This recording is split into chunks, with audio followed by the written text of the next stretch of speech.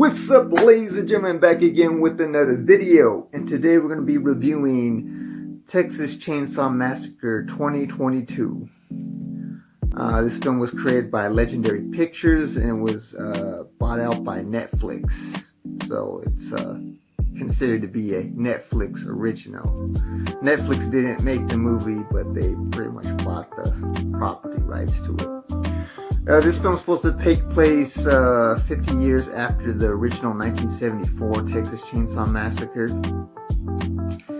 And it kind of explains, I guess, the events of the first film and how the last remaining survivor of the original, Sally Hardesty, survived the Texas Chainsaw Massacre. With this one, they kind of rip off Halloween 2018, because they try to give Sally Hardesty kind of like the whole Laurie Strode, Jamie Lee Curtis Halloween retribution type of thing going on. But other than that, she doesn't receive that too much screen time. The primary story revolves around these two sisters, along with a few other friends that are social media influencers. They want to buy this ghost town in Harlow, Texas, and rejuvenate it and revive it and whatnot. But they don't take so kindly to the folks that are already living there, at least those that remain, because it's pretty much a deserted ghost town. But yeah, so Leatherface, he basically went into hiding, and he's now like staying at this orphanage where this old lady's taking care of him, and she gets like evicted from her place, which causes her to have like some sort of cardiac arrest or heart attack, some sort of reaction where they gotta rush her to the hospital. So he ends up joining them for the ride, and then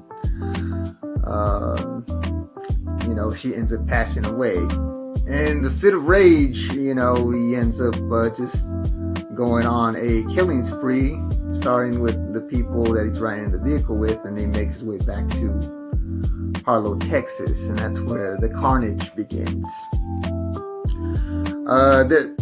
Despite this being a sequel, there is no mention of the other members of the Sawyer family.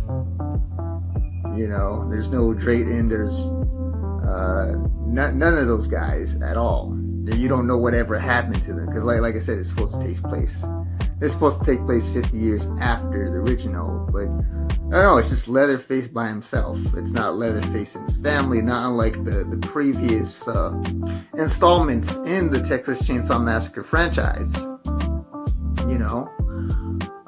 So yeah, there's some parts where you got more questions than answers. If you're here for just like the gore and the whole thing with the chainsaw and stuff like that, then you should be fine with this movie. The film does have its own social commentary. It's basically Leatherface versus cancel culture, or Leatherface versus social media influencers. I believe the original also had social commentary too.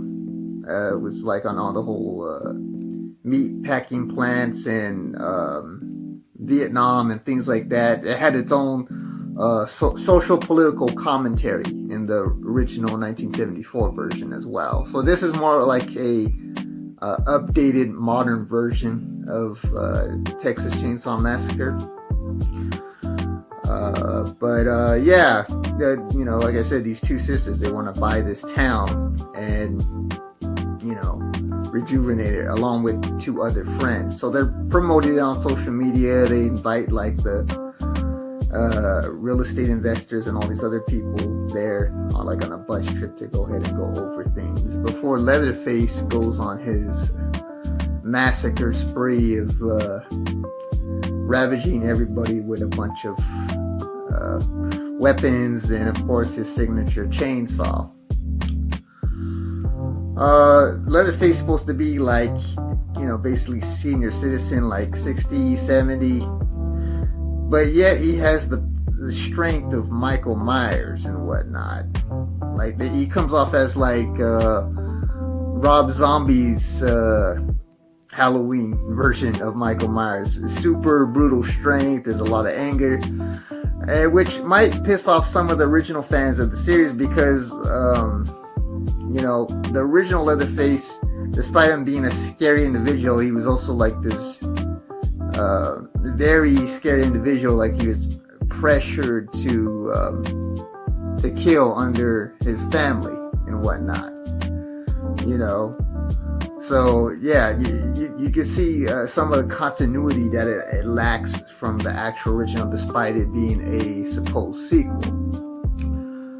There's also a post-credit scene right after the film, and it kind of gives us a hint that, you know, that they're potentially going to do another one of these things. You know, I guess if Netflix probably greenlights the thing, you know, Legendary Pictures could go ahead and just make another follow-up and whatnot. Now, the way I rate this film, I give it a 3 out of 5. It's not good, but it's not bad. I was entertained. There's only 2 characters that have somewhat of a backstory. The rest of them are basically just one-dimensional characters that are just waiting to be sliced and diced by Leatherface. But if you're looking for a gore fest with lots of blood and, you know, gruesome scenes and whatnot, then this is the film for you to check out. You know, if you're just there to watch that and really don't care about in-character development with the story and whatnot and things of that sort. Okay, guys, have you seen Texas Chainsaw Massacre 2022? Did you guys like it? Did you guys hate it? Would you watch it again? If they ever release it on home video, you know, on Blu-ray or DVD or digital, would you own it in your Texas Chainsaw Massacre movie library? Leave a comment below and let me know.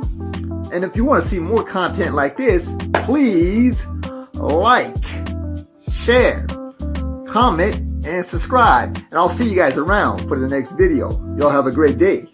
Peace.